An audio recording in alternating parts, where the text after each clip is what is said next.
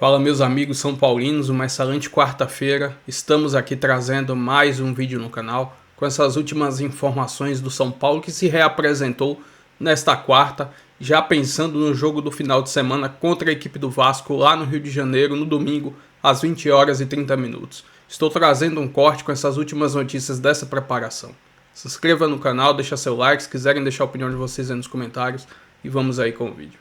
Sobre o São Paulo. E a gente vai lá para Barra Funda, onde está Júlia Dotto, minha amiga, para falar sobre a preparação do time do Crespo para essa próxima rodada do Campeonato Brasileiro, jogo contra o Vasco e com problemas na escalação, né? Boa tarde.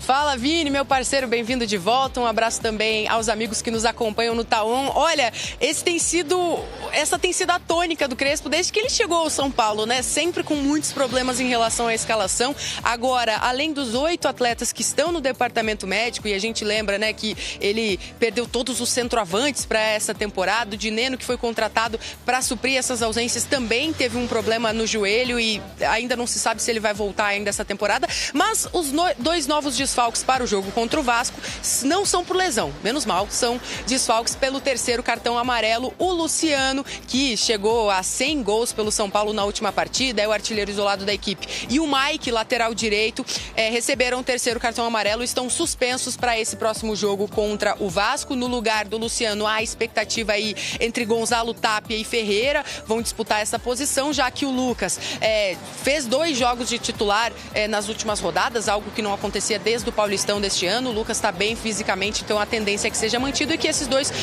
outros dois briguem por essa vaga. E na lateral direita, ao longo dessa semana está sendo avaliada a situação do Cédric, que é o titular da posição, mas vem convivendo com dores depois de sofrer uma fratura no pé, portanto ainda não se sabe se ele vai estar disponível. Na ausência dele, Mailton é quem herda essa posição, essa vaga. Um retorno que o Crespo terá é Ferrarese. O zagueiro cumpriu suspensão no último jogo, volta a ficar disponível, e há também a expectativa de que outro zagueiro fique à disposição. Rafael Tolói, que está há cerca de 1 mês fora da equipe, se recuperando de uma lesão na posterior da coxa esquerda. Ele voltou a treinar normalmente com os companheiros no último domingo, quando a equipe se reapresentou. Ontem e hoje o time teve... segunda e ontem o time teve folga. Hoje os jogadores já treinaram por aqui. Amanhã e sexta-feira também. No sábado treina pela parte da tarde e aí o time embarca para o Rio de Janeiro, onde no domingo encara o Vasco, esse jogo que é fundamental se o São Paulo ainda quiser ter chances de brigar por uma vaga na próxima Libertadores. É o chamado jogo de 6 pontos, né? Apenas 1 ponto separando as duas equipes na tabela, portanto tem as mesmas pretensões, e caso o São Paulo não vença em São Januário, aí sim a situação fica mais complicada ainda para seguir na busca por uma vaga na competição continental. Vini. Valeu, Júlia Dotto, a Julinha é perfeita nessa correção, que foi sutil, né? O que eu falei não estava errado, eu falei problemas na escalação. A Julinha falou, mas isso é chover no molhado. No São Paulo, você acaba chamando rodada sim, rodada também. Esse gancho, né, pro repórter falar sobre problemas na escalação. Que bom que não é por lesão e sim por cartão amarelo, as ausências de Mike e Luciano. Deixada de lado, e aqui então fica a informação. O Oscar, enfim, lesionado, um problema muscular na panturrilha esquerda. Ao que tudo indica, só volta mesmo na próxima temporada, ali a partir de janeiro, pré-temporada com o São Paulo. Nas últimas semanas, e aqui vai a principal e a primeira informação, ele cogitou, ponderou e conversou com pessoas próximas sobre a possibilidade de aposentar, de encerrar a carreira no fim do ano por conta do histórico recente de lesões. Lembrando que antes desse problema na panturrilha esquerda, ele teve lá atrás aquele problema no jogo contra o Corinthians, um problema na lombar, enfim, um problema na vértebra, e isso afastou ele durante 2, 3 meses. Ele voltou a ser relacionado pelo Crespo e volta a se machucar, a lesionar a lesão então na panturrilha esquerda, que ele não está 100% recuperado ainda, por isso jogam o Oscar para a próxima temporada.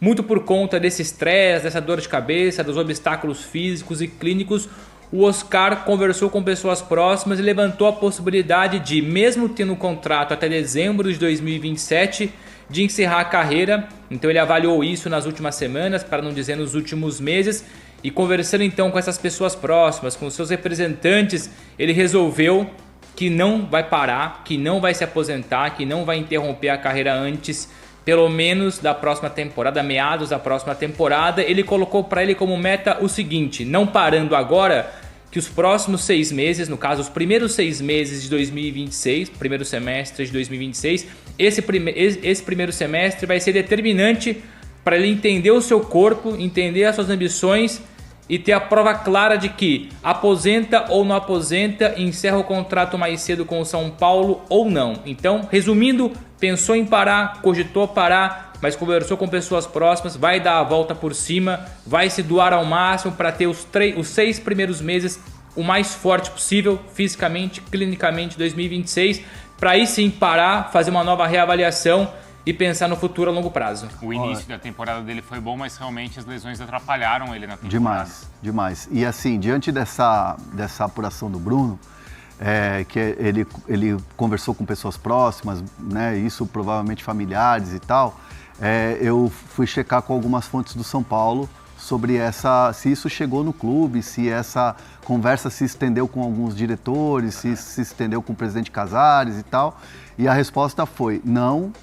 O Oscar não externou isso para a direção, não chegou a abrir esse debate no clube e o clube, o São Paulo, conta com o Oscar. Oscar, Lucas e Luciano são jogadores que o São Paulo conta para 2026. Hoje vai ter uma reunião de planejamento para a próxima temporada com a participação do Hernan, né, do Crespo, e esses 3 jogadores fazem parte de um pilar de elenco que é a partir de 2026. Lucas, Luciano e Oscar. E essa questão dele pensar em parar, de fato, não chegou até a direção, não foi debate, o Oscar não levou isso adiante para o clube. Então, o clube entende que ele faz parte dos planos, tem contrato. O que se viu no Oscar, nos bastidores do São Paulo, foi um abatimento muito grande do Oscar quando ele se lesionou da panturrilha. Tá. Aquilo bateu muito forte, porque assim, quando ele teve a lesão e ele tentou voltar e não conseguia, ele teve a fratura, respirar, né? A fratura, ele não conseguia fazer os movimentos. E assim, aquilo pegou muito, o time foi desclassificado das Copas e tal, começou a perder a sequência de jogos no Brasileiro, e aí o Oscar foi ficando muito para baixo. E aí quando era para ele voltar, ele teve a lesão na panturrilha, então ele ficou muito para baixo. Sim, isso sim, dentro do CT, da Barra Funda, no dia a dia do clube, as pessoas percebiam esse Oscar cabisbaixo, mas nunca se entregando, trabalhando. Mas de fato, ele é um jogador que o São Paulo conta para o ano que vem. E só uma coisa, você falou então de Luciano, Oscar e Lucas totalmente nos planos. E o Caleri?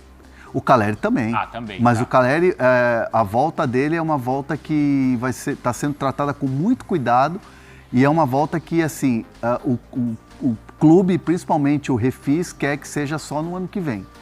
Porque ele teria até condições de jogar alguns jogos, porque ele já está cada vez mais pronto depois dessa recuperação. Mas a ideia é só 2026 mesmo.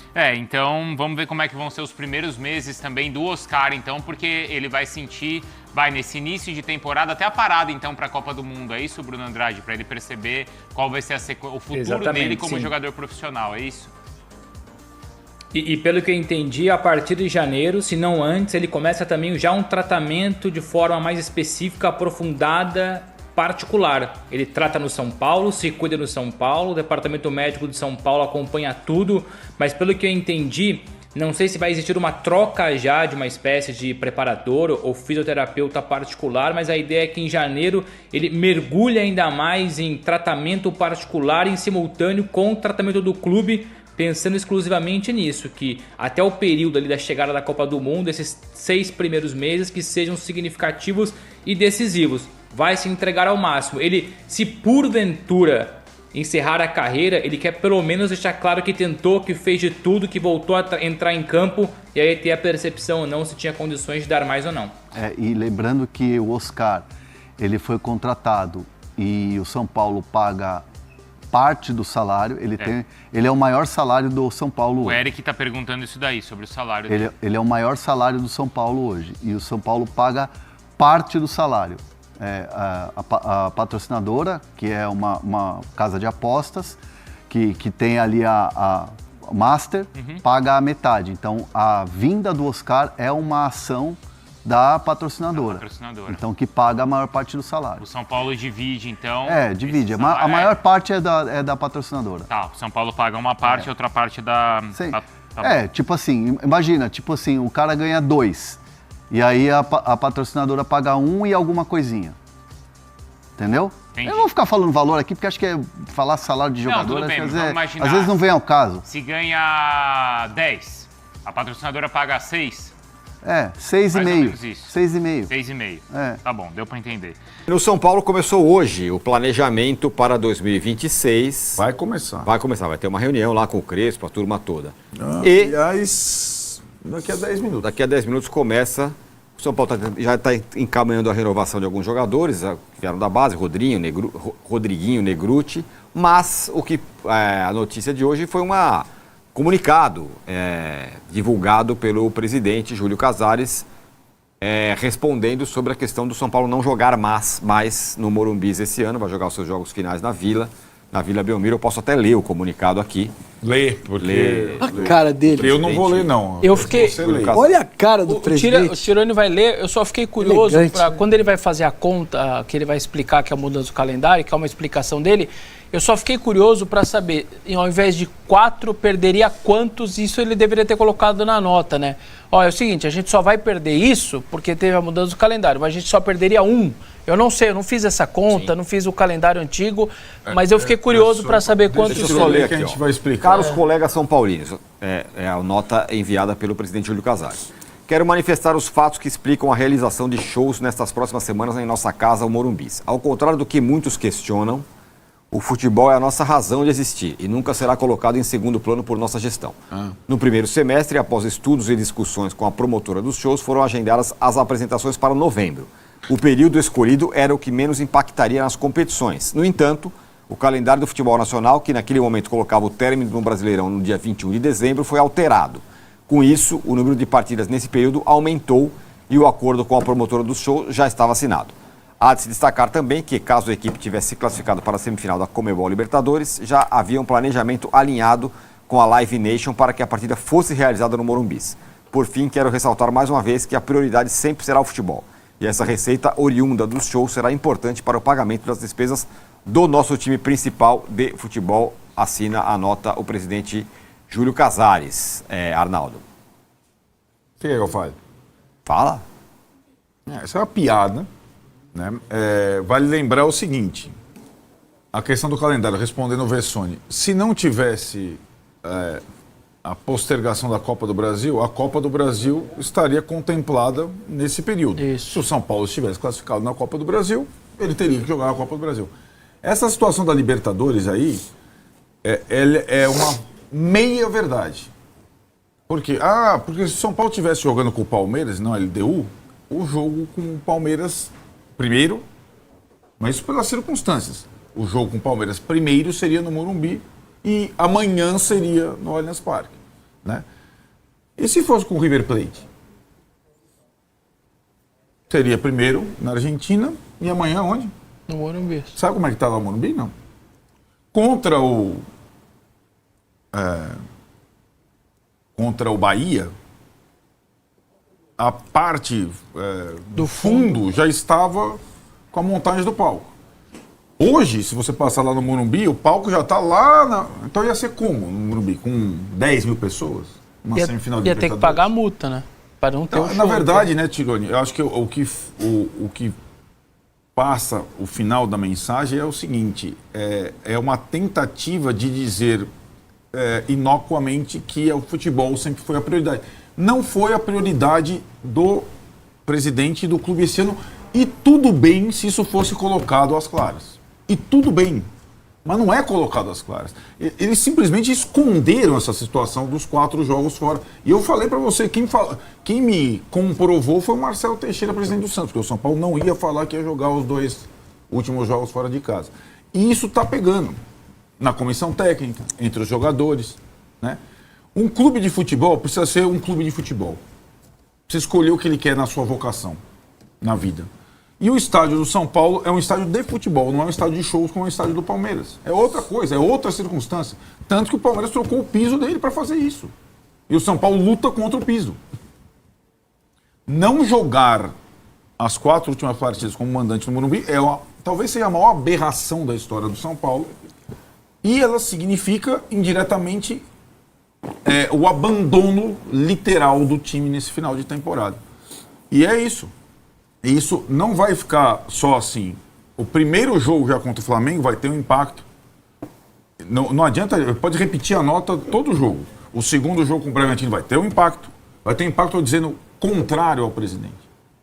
Porque isso não se justifica. E não adianta fazer a conta que eles apresentam sempre, que é, o show deu X, são 6 shows, né? E a renda dos jogos está dando uns Y, depois das eliminações. Depende, né? Nenhum show vai dar mais que São Paulo. Nenhum show. Pode vir os Rolling Stones de novo, com o Paul McCartney, vai dar a renda de São Paulo e LDU pela Libertadores. Não vai. Né? Então, não é essa comparação. O custo é mais barato também do jogo. Né? Exato. E se a missão 2025 foi ganhar dinheiro a qualquer preço, e é isso que está provado isso, com o aluguel do estádio, com venda de jogadores a preços módicos, com não sei o que lá, que fosse deixado claro, porque para 2026 não vai adiantar meia conversa. Nem para a comissão técnica, que talvez não tope o projeto 2026. Isso vai ser discutido em 5 minutos, pela primeira vez. Só uma coisa rápida, tem uma cerejinha do bolo. Flamengo e Red Bull tá ali, né? Uma duplinha, jogos seguidas. O jogo anterior e o posterior, por coincidência, enfim, a cerejinha no bolo. O São Paulo vai jogar em 2 lugares bastante complicados como mandante, São Januário e Itaquera. Sim. Então, só para dar uma cerejinha do bolo ali... Você tem 4 jogos como visitantes, todos sempre difíceis. O São Paulo não vai bem como visitante. Os 4 jogos como mandante não são em casa, são 8 jogos sem casa. E essa nota aí... Só colocar na tela aí os jogos que o São Paulo vai ter que mandar na Vila Belmiro por conta dos shows que vão acontecer no Morumbi. São Paulo e Flamengo, na 32ª rodada. São Paulo e Bragantino, na 33ª. São Paulo e Juventude, na 35ª. E São Paulo e Internacional, na 37ª rodada. Não está certo ainda que São Paulo e Juventude e São Paulo e Inter sejam na Vila Belmiro, embora o Marcelo Teixeira tenha dado o sinal positivo na ida, porque ele tem a pressão dele lá, o time dele está jogando como mandante lá, vai ter final do Sub-20 contra o São Paulo lá, e aí precisa ver as condições do gramado, porque eles teriam 2 times jogando no mesmo estádio, como tem, por exemplo, Ceará e Fortaleza jogando no Castelão. O São Paulo estuda talvez a possibilidade do brinco de ouro, porque o Guarani está eliminado de tudo, está fazendo a reforma do gramado lá, e como vai ser mais para frente é uma possibilidade. O São Paulo usou o brinco de ouro o ano passado, numa das suas partidas contra o... Deu um público bacana, né? Lembra? Deu. Muito bem. E vou trazer aqui agora mais algumas informações aí do São Paulo, de uma matéria do GE.com, abre aspas, entenda por que Crespo deixa futuro indefinido no São Paulo. Treinador tem demonstrado descontentamento com situações internas no clube. Apesar de ter contrato válido até o final de 26, Crespo ainda deixa seu futuro no São Paulo indefinido. Com o tricolor ainda em busca de uma vaga na Libertadores do ano que vem, o argentino prefere não dizer, ao menos publicamente, que vai começar o próximo ano no Morumbi. A postura nas declarações mudou de algumas partidas para cá, quando chegou ao tricolor no início. Crespo evitava responder perguntas que não falassem exclusivamente sobre o time. Agora o treinador tem pontuado questões que o desagradam, e sempre com postura de muita educação e cordialidade, demonstrando situações que podem prejudicar a equipe. Após a partida contra o Grêmio, quando não pôde contar com Oscar, Soares e Enzo Dias, todos lesionados durante a semana de treinamentos, e depois perdeu o Wendel aos 10 minutos de jogo, também por lesão, Crespo até desabafou. Aqui acontecem coisas inacreditáveis. Os pontos citados por Crespo foi a necessidade de resgatar a forma de jogar e a postura do time do período em que chegou ao clube.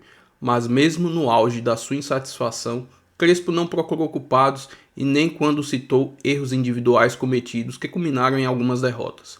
A indisponibilidade do Morumbi nas 4 partidas restantes como mandante na temporada foi citada pelo treinador. Ele revelou que tinha conhecimento dessa possibilidade desde a sua contratação, mas ressaltou que o tema deve ser repensado para a próxima temporada. Abre aspas, É uma decisão que já foi feita. Em dezembro eu posso dar minha opinião do que eu acho que deveríamos fazer e vamos ver se eles vão aceitar ou não. Diante desse cenário de dificuldade, a permanência de Crespo para a temporada de 26 ainda é uma incógnita. Condições melhores de trabalho, melhor estrutura e processos do dia a dia podem pesar para a permanência do comandante, que já demonstrou ter convicção em sua forma de jogar. Enfim, uma ótima matéria aí do GE, e está nítido e claro, se ele não ficar na próxima temporada é por causa dessa gestão amadora que o Casares vem fazendo na frente do São Paulo. E ainda mais, esses 4 jogos importantíssimos que seriam importantes jogar no Morumbi, vai ter que jogar lá na Vila. Essa daí também é uma comédia, não dá pra acreditar. Enfim, se inscreva no canal, deixa seu like, se quiser deixar a opinião de vocês aí nos comentários. E até o próximo vídeo. Vamos São Paulo!